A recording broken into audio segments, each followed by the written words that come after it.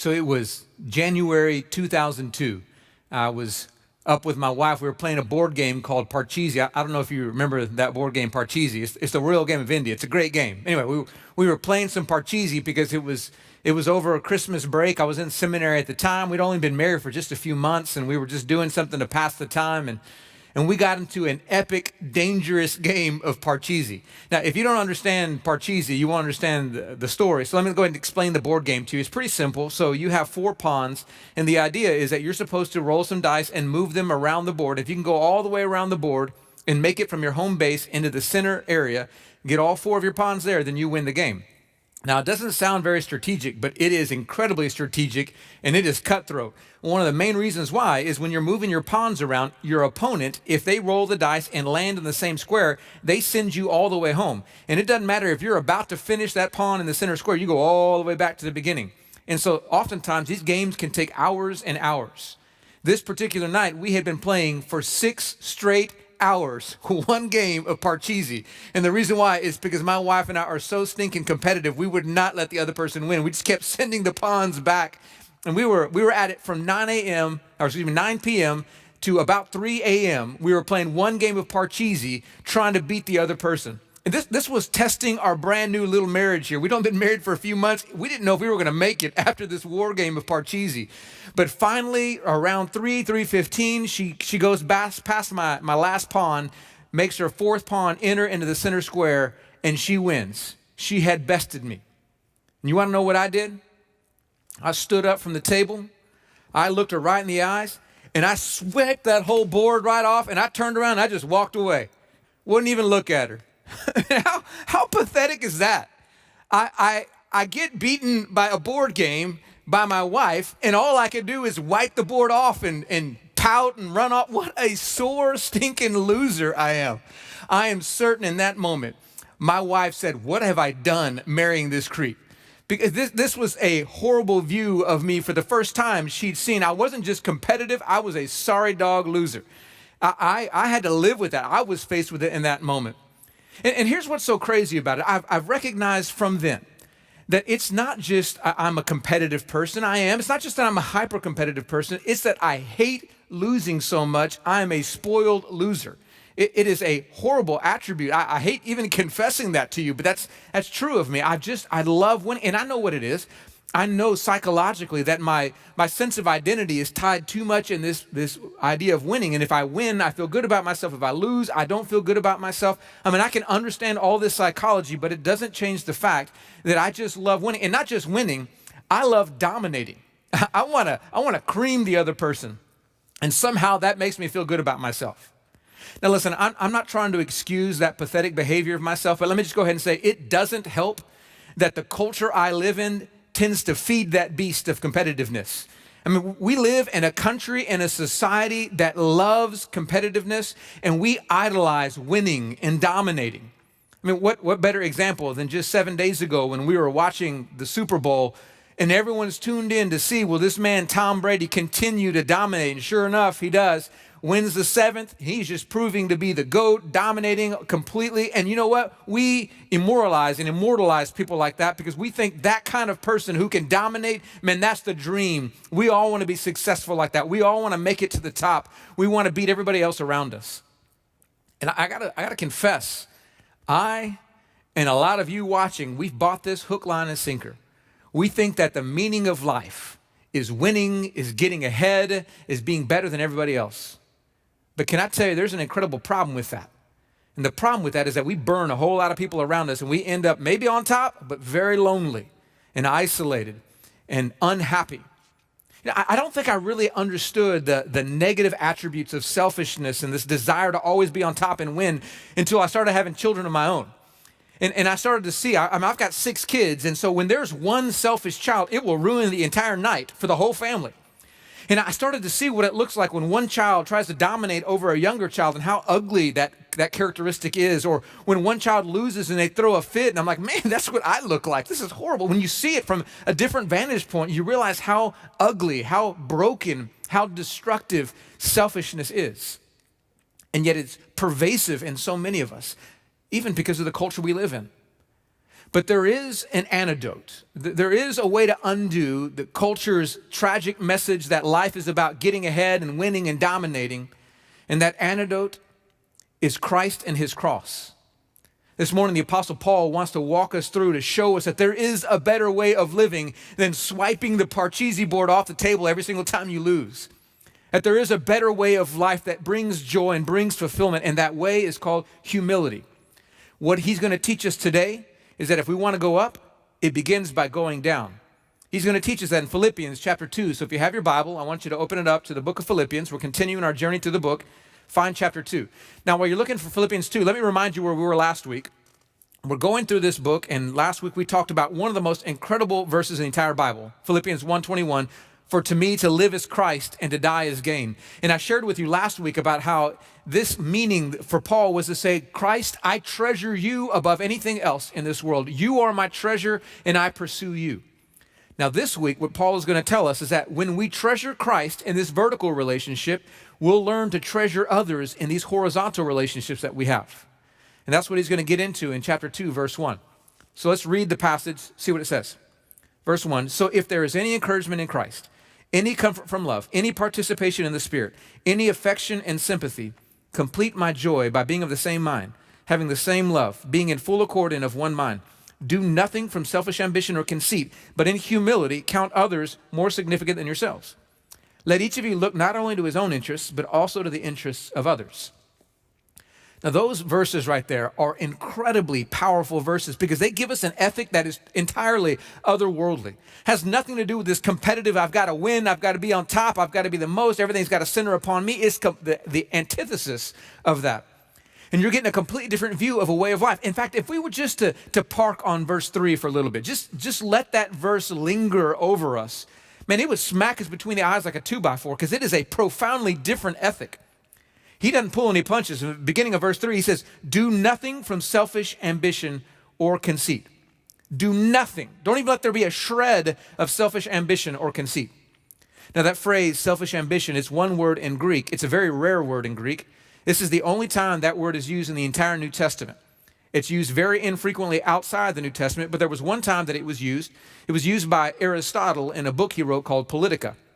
And in that book, he uses the term to define basically like a sleazy politician making a power grab so that he can get some personal gain by unjust means. It's a politician who wants to get what he wants when he wants it and by whatever means it takes to get it. I'll bet you and I can think of a few politicians that would fit that bill. This is this idea of a person who is so self-absorbed, so self-bent, that he'll run over whoever he has to run over to get what he wants. Every single one of us can think of people, and not just politicians. We can think of business leaders, maybe even church leaders, maybe even friends who fit that bill. It's an ugly characteristic. And then he couples that with the next one, not just selfish ambition, but he says conceit. Now, if you're reading a different version, I'm reading from the English Standard Version, likely it'll have another word with it. It might say vain conceit or empty conceit. And the reason why is because the root of that Greek word for conceit is based on the word vain or empty, meaningless. In other words, it's talking about a person who's conceited, but they have no reason to be conceited. They think highly of themselves, but there's no reason to think highly of themselves. It is somebody who's entirely and unfoundedly overconfident and cocky. And what he's saying, he's describing these people that if you put these two words together, you have this selfish, cocky, overconfident dude who thinks that he is God's gift to humanity and he deserves some kind of debt from society just because the brother was born. This is a person who thinks they should be on the top and they'll do whatever it takes to get there. And I'll bet you got some people in mind that this would describe very well. And Paul says, though you may be surrounded by people like this, don't you dare be one of them. Never, ever be ruled by selfish ambition or conceit. Now, I know when you hear this, some of you are going, well, praise the Lord, that's not me. I'm so glad Jason is describing somebody else. But before you think I'm talking about somebody else and there's no way I'm talking about you, let me go ahead and forewarn you. The person who would think that is the one who's selfish and confident, overconfident and cocky.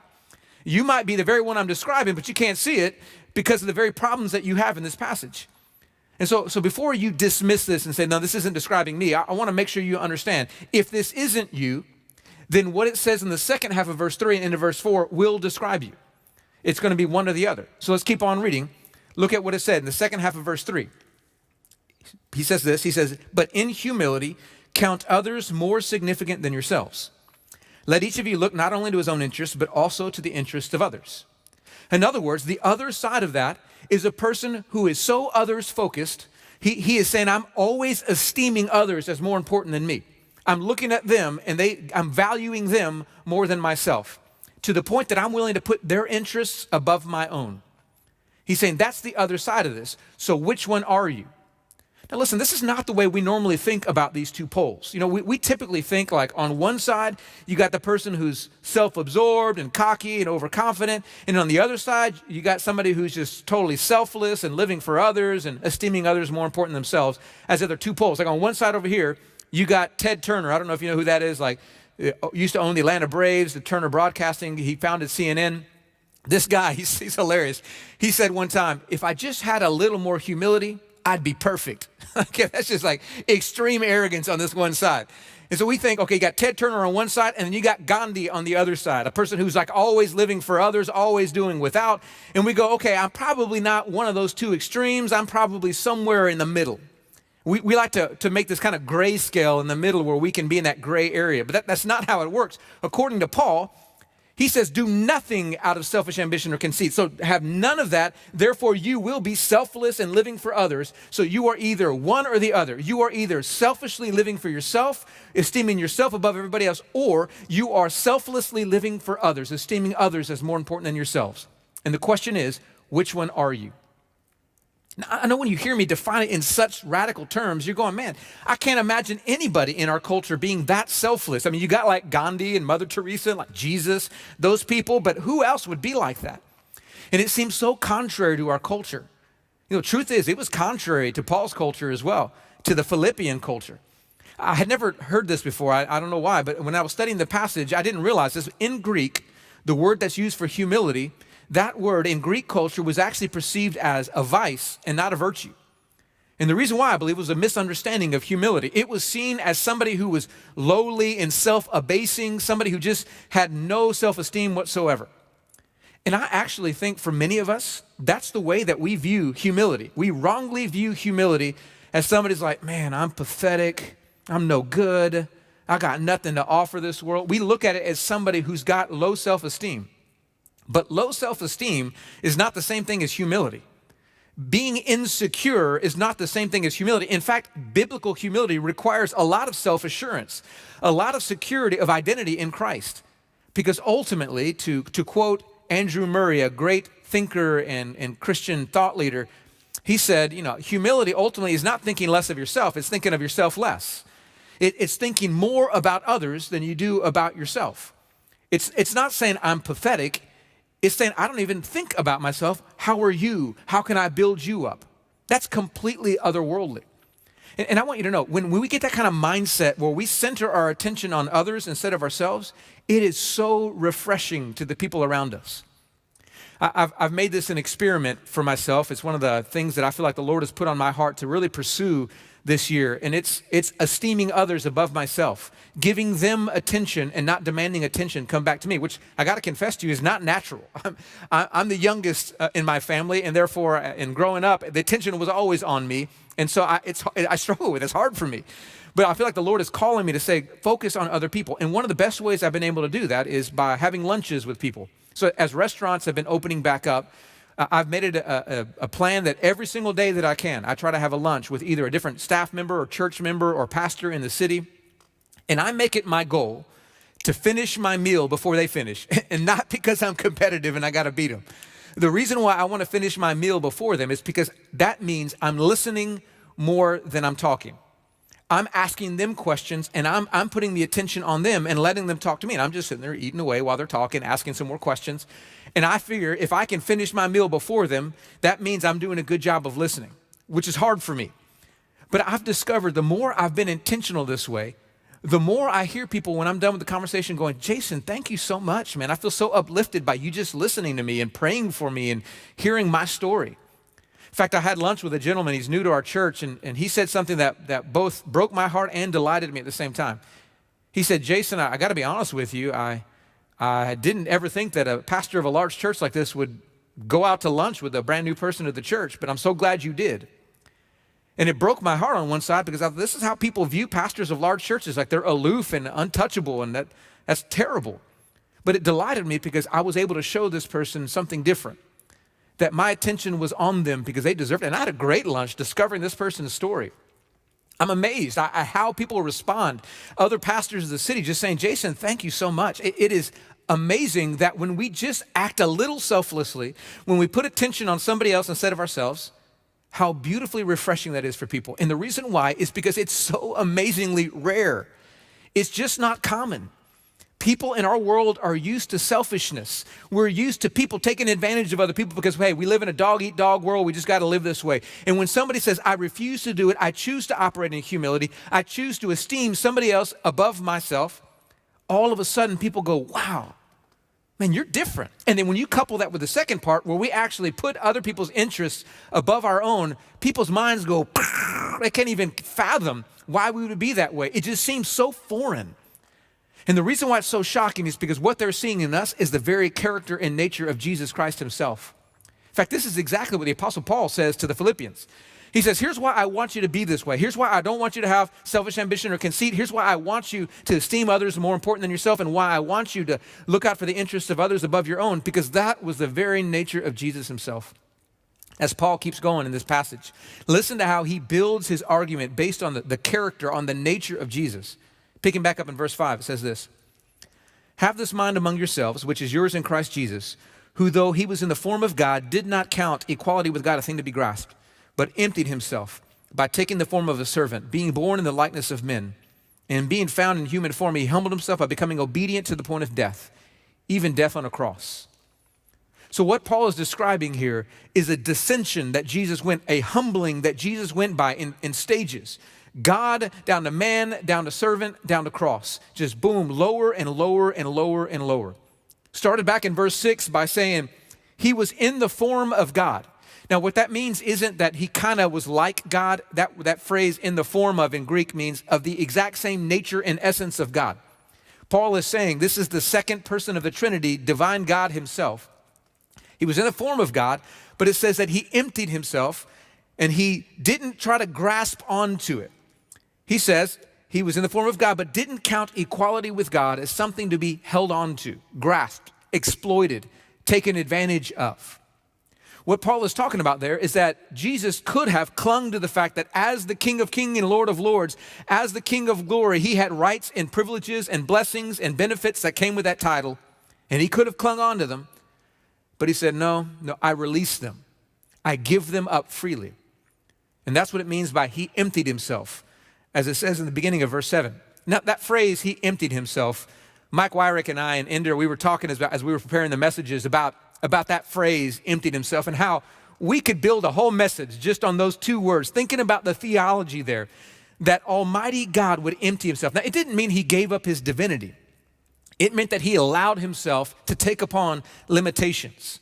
He drained the divinity bank account that he couldn't spend from it anymore when he was on earth.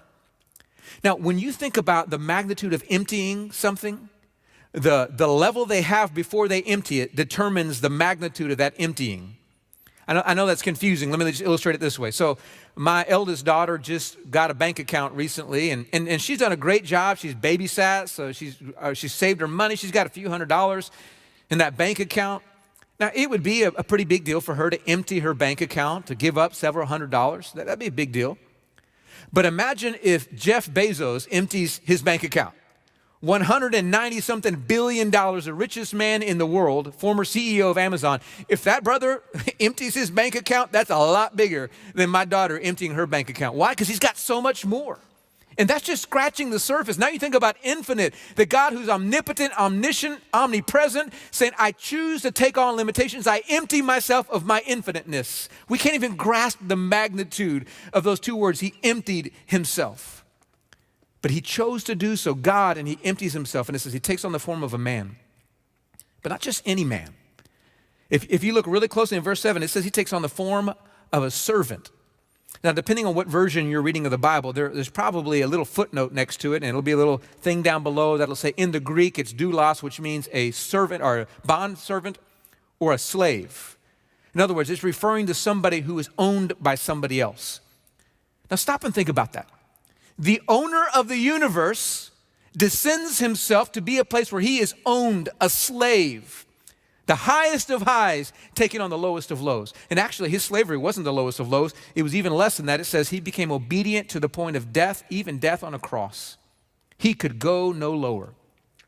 Now, I know you and I, the vast majority of you watching this, you're familiar with the message of the Bible, of Jesus, and you hear about the cross, and there's nothing to you that scandalizes you because of that statement. But let me guarantee you, the Philippians, when they heard that message, it was a scandal to them because they were Roman. And the cross, it was a Roman torture mechanism. It'd be like you and I thinking about the electric chair. That was synonymous with it. So in Roman culture, and remember, if you didn't hear the first sermon, I say this every single week, go back and listen to the first sermon, get the context because I explained some of this. But Philippi, where he's writing to, was a Roman colony. They were so proud of being like Romans. They considered themselves little Rome. They were Roman citizens, the vast majority of them. And because of that, their mindset was Roman. So when they thought of a cross, they thought of an instrument of torture and murder and execution for the most vile and lowest of humanity. In fact, in biblical times, Roman citizens could not be crucified. It was considered too low, too base for them to be crucified. It was reserved almost entirely for slaves. Only slaves could be deemed worthless enough to be executed by crucifixion. And yet he says to these Philippian people, your Savior, he's been given the electric chair. That's how low he is. He's been given the worst form of execution possible, the lowest of lows. I promise you, this was scandalous for the Philippians. But Paul didn't speak about this as it was a shame, as if it was something that Jesus did wrong. He spoke of this as something magnificent. And the reason why is one small little word in verse 8. If you look back at verse 8, it says, and he found himself in human form. He humbled himself by becoming obedient to death on a cross. That word himself is so incredibly important. It says that Jesus humbled himself. Let me tell you why that matters. It means that the Jews did not humble Jesus. It means that Pilate didn't humble Jesus. Herod didn't humble Jesus. Caesar didn't humble Jesus. Jesus humbled Jesus. It meant that Jesus chose to bring this upon himself. It was his choice to have such radical self-humiliation. And the reason why is because there was no selfish ambition or conceit in Jesus. The reason why was because he considered others more important than himself, and he was looking out for their interest above his own. The very thing Paul told them to do, Jesus exemplified perfectly. That's the reason why. He chose to bring sinners like you and I back into a right relationship with his Father because he loved us enough to humble himself. It was his choice. And because it was his choice, he received a glory unlike anybody else. Like I said at the beginning, you're about to see with Jesus, the only way up is down. And Jesus was no fool. He knew he had a Father, that if he obeyed him and went down, his Father would lift him back up. And this is exactly what you see in one of my favorite parts of the Bible, verses 9 through 11. Let's finish up the passage. Listen to what it says. It says, therefore God has highly exalted him and bestowed on him the name that is above every name, so that at the name of Jesus, every knee should bow in heaven and on earth and under the earth, and every tongue confess that Jesus Christ is Lord, to the glory of God the Father. Man, I get excited when I read those verses. When I start thinking about this truth, that Jesus, he so trusted his Father. And you got to remember, Jesus did not want to go to the cross. Go back, read the Gospels, read about the Garden of Gethsemane. He's in the garden, he's going, if there's any other way, Daddy, for this cup to pass through me, if there's any other way for your will to be accomplished than going to the cross, please let it happen. And the Father apparently told him there was no other way because Jesus said, but not my will, your will be done.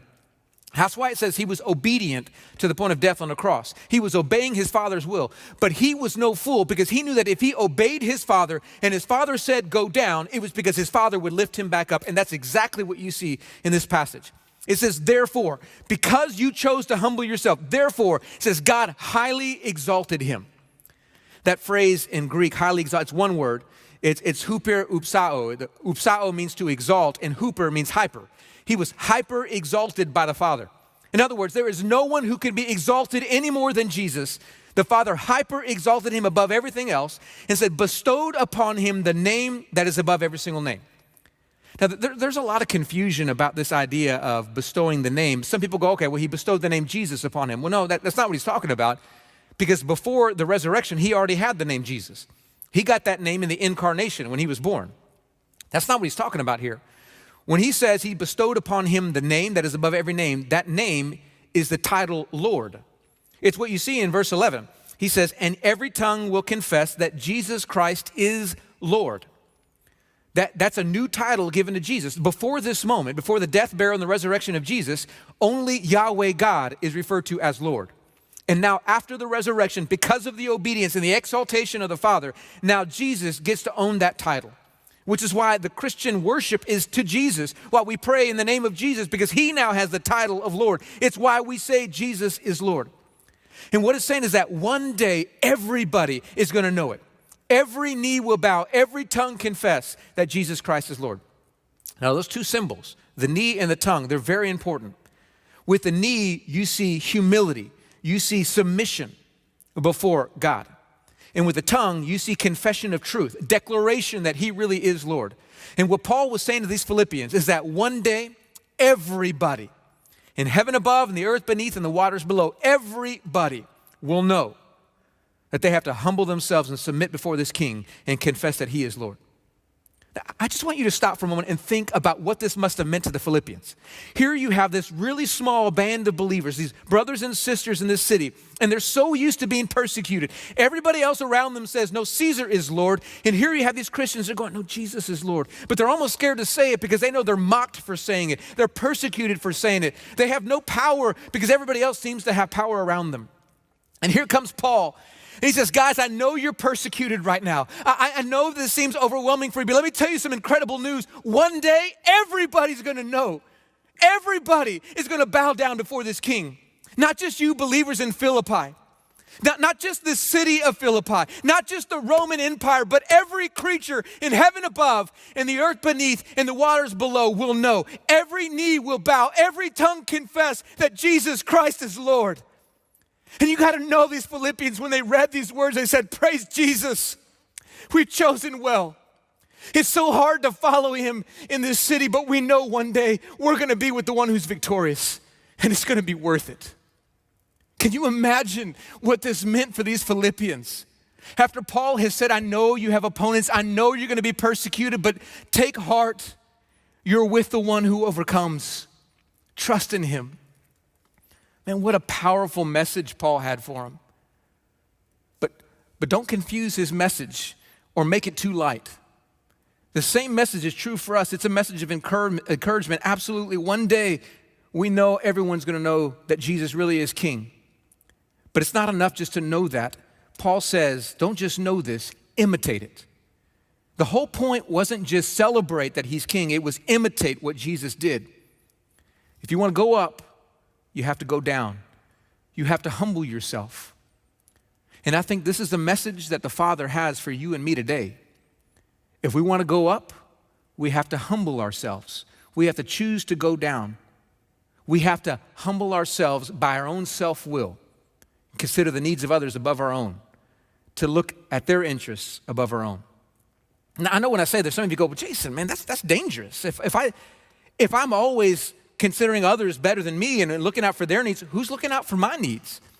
I mean, won't people take advantage of me? Won't people walk all over me? Won't I just be a doormat if I do that? I mean, that's risky, and you're absolutely right. It is a risky move to humble yourself before the people around you.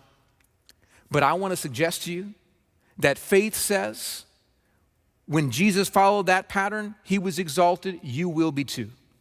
It will be worth it. In fact, I can think of 3 ways that it'll be worth it for you to humble yourself, to choose the pathway of humility. First one, because it will make you a magnetic person. There's something so refreshing about being somebody who is so others-focused, who never needs the spotlight, who never demands attention, who doesn't always have to win, person who doesn't knock the Paredes table off the board whenever you lose, a person who's just gracious. There's just something you're drawn to them. I guarantee you, if you walk around with this humble lifestyle, people will ask you, how are you this way? Why do you give so much with no expectation of return? Why do you care so much about everybody else around you? How did you get this way? And you're going to be able to say, let me tell you about a Savior who cared so much more for me. First thing is it makes you magnetic. Second thing that it does to walk in humility is it gives you incredible joy. I believe that humble people are some of the happiest people I have ever seen in this world. People who are okay when other people win, they relish in the successes of other people instead of feeling threatened by those. They love it when other people get the limelight. They just love lifting up other people. They find joy in these moments. You want to know who the most miserable people I know are? The people who always have to be on the top, the people who mow down everybody else around them to get there, and they are isolated, and they have no friends, and they have no joy. They're always unhappy, and they get to the top, and the top isn't even that great. Joy comes from humility. But the third reason, I think the most important reason of all, is because when we humble ourselves before the Lord, He will exalt us. I'm going to be talking about this in just a few days at the Lenten service. I hope you plan to be a part of it on Wednesday at 6:30. When we kick off the Lenten season. But I'm going to be reading from James chapter 4, and I'm going to read verse 10. I'm going to go ahead and give you a little sneak peek of it. James 4:10 says, humble yourself before the Lord, and He will exalt you. I don't know about you, but I like the idea of God exalting me because I think God knows how to do it well. And if He says, if I humble myself, if I go down, then He'll exalt me, man, I'm looking for that. And so my faith in God says, if you're going to exalt me, then I'll choose whatever pathway you want me to take. Listen, I know humility is countercultural. I know this kind of message doesn't sit well with a lot of us. But let me go ahead and tell you, a little news flash for you. Humility has always been countercultural. It's just not our world. I want to read a quote for you. It's written by Charles Swindoll in a book, a commentary he wrote about Philippians 2. But he's just describing history and the way it's given us a contrary message than Christ. He wrote, Greece said, be wise, know yourself. Rome said, be strong, discipline yourself. Religion says, be good, conform yourself. Hedonism says, be sensuous, satisfy yourself. Education says, be resourceful, expand yourself. Psychology says, be confident, assert yourself. Materialism says, be possessive, please yourself. Humanism says, be capable, believe in yourself.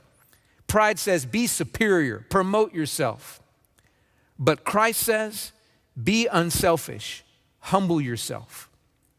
Listen, Christ's way is contrary to everybody else's way, but His way is the only way to life. And so my question for you is, are you willing to be unselfish and humble yourself, to trust in His wisdom above your own? Let me tell you, it is impossible without belief in the gospel of Jesus Christ. There is nothing that will call you to bow your knee before Him and to trust in Him, confess that He is Lord, other than the gospel. Because you have to look at the message that God Himself wouldn't just say, I want all my little peons to humble themselves before me, but God Himself would take on flesh and show us, saying, I'm going to humble myself to show you what it looks like. This is the way to life. He said, I'm that kind of God. And when you see the gospel, then you and I can say, I can trust a God like that. Are you willing to trust Him? Listen, one day, every knee will bow in submission to Christ. One day, every tongue will confess that Jesus Christ is Lord. It's either going to be by choice, or one day it's going to be too late and it's going to be by force. And my question for you is, which one is it going to be for you? It is not enough just to say you like Jesus. It is not enough to watch an online church service. There comes a moment you have to choose to humble yourself, to bow your knee before Christ, and to say, Jesus Christ, you're not just the Lord, you are my Lord. You are my master.